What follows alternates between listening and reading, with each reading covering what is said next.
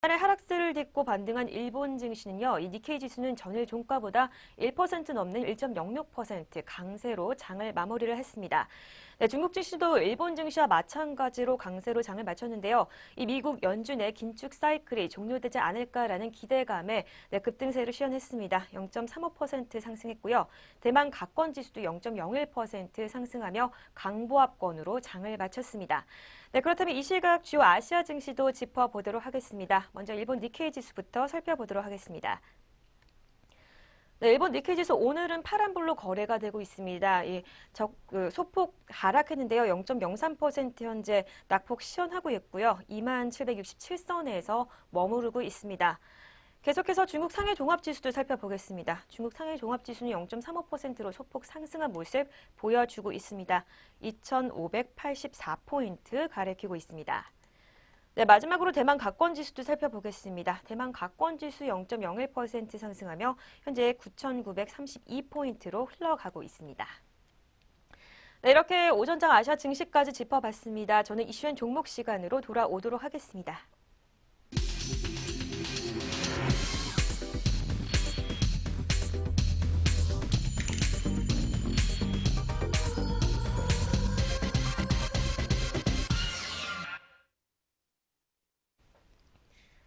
네, 먼저 저희가 제공하는 정보는 투자판의 참고 자료일 뿐 결과에 대한 책임은 개인에게 있다는 점 먼저 알려드리도록 하겠습니다.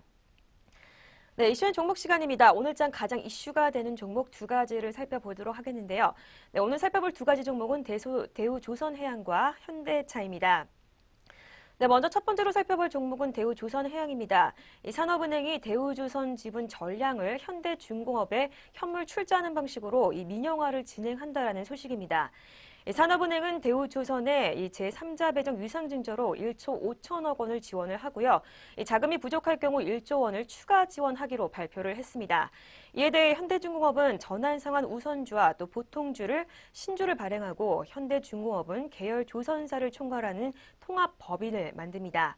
오늘 산업은행 회장은 이사회 직후 기자간담회를 열어 이 같은 방식으로 대우조선 민영화를 절차를 개시한다라고 발표를 했는데요. 회장은 조선업종 중심 계열인 현대중공업과 또 산업 재편 필요성 등에 대해 공감대를 이뤄 우선적으로 인수 합병 절차를 진행했다라고 발표를 했습니다. 또 오늘 조건부 양해 각서를 체결했다고 언급을 했는데요.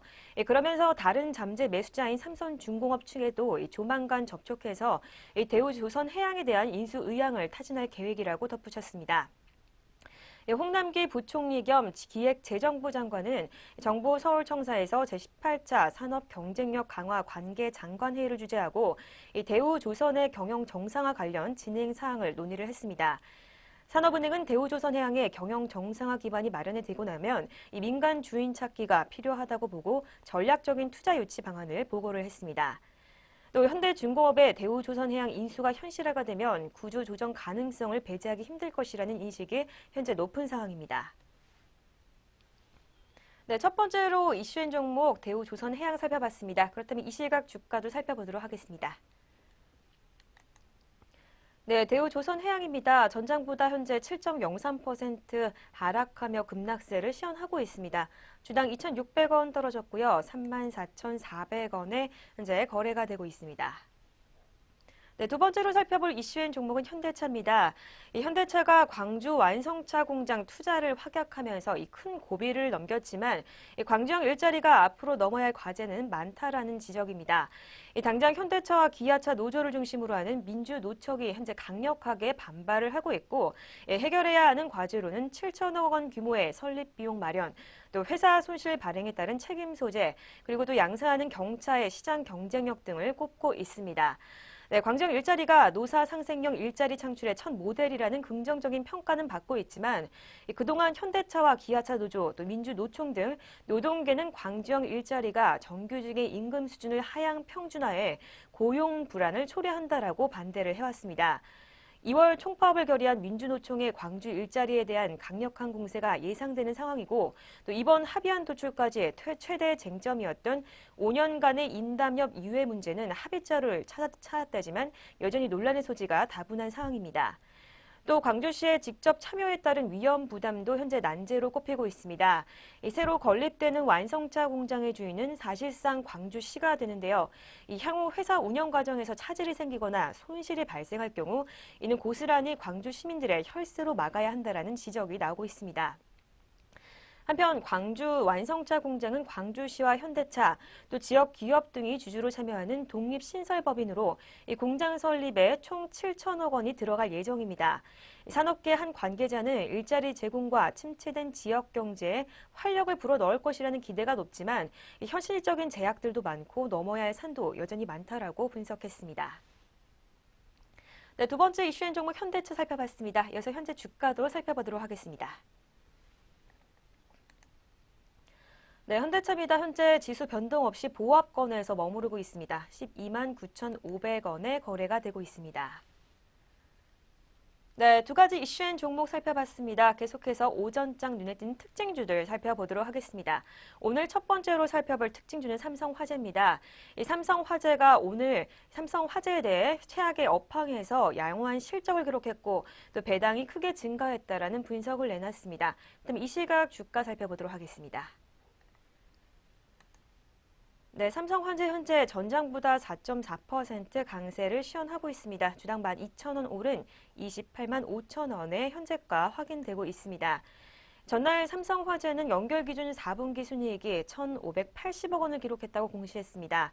이 삼성증권은 별도 기준 순이익이 1,300억 원에서 1,400억 원으로 이는 시장 전망치에 945억 원을 크게 웃도는 실적이라고 분석했습니다. 또 4분기 자보 손해율 악화에 대한 시장 우려가 증폭된 상황에서 이 악화폭이 이익건사 대비 크지 않았고 또 비우호적인 운영 환경에서도 보수적인 운영을 통해 양호한 투자 이익률을 기록했다라고 강조했습니다. 이 삼성화재의 지난해 이 주당 배당금은 11,500원으로 2016년 6,100원에 비해 거의 2배로 증가를 했는데요. 이 삼성증권은 손해율 악화와 금리 하락, 또 자본 규제 강화 등으로 대부분의 보험사 배당이 감소하는 상황에서도 유일하게 대규모 증가가 나타났다라고 밝혔습니다. 또 과거 불투명하고 일관성 없는 자본 정책으로 시장의 신뢰가 훼손되었던 상황에서 명확하게 시그널을 제시하면서 주주 가치 증대에 긍정적으로 작용할 것이라고 전망했습니다.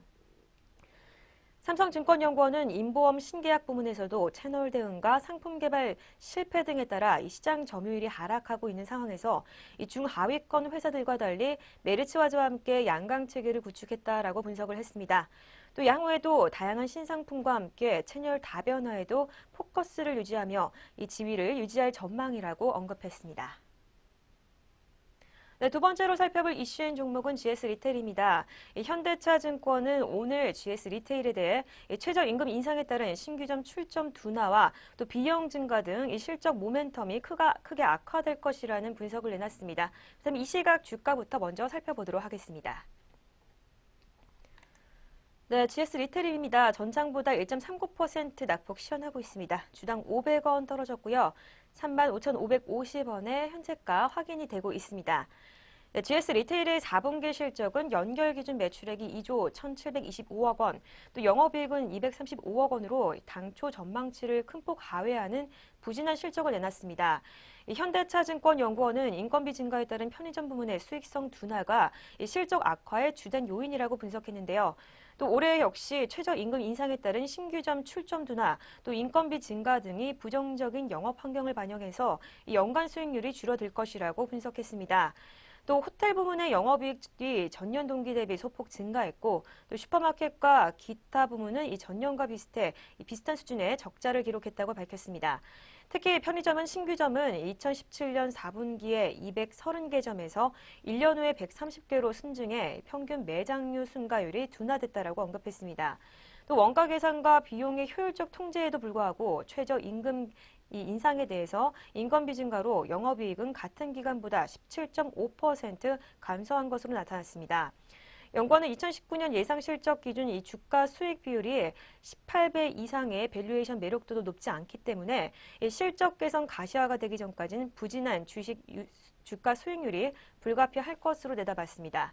한편 현대증권은 올해 연결 기준 매출액이 9조 594억 원, 또 영업이익은 1,887억 원을 달성할 것으로 전망했습니다. 네, 이렇게 오전장 눈에 띈 특징주까지 살펴봤습니다. 특징주를 잡아라 저희가 준비한 소식은 여기까지입니다. 전 더욱더 알찬 소식을 가지고 다음 주 찾아오도록 하겠습니다. 시청해주신 여러분 고맙습니다.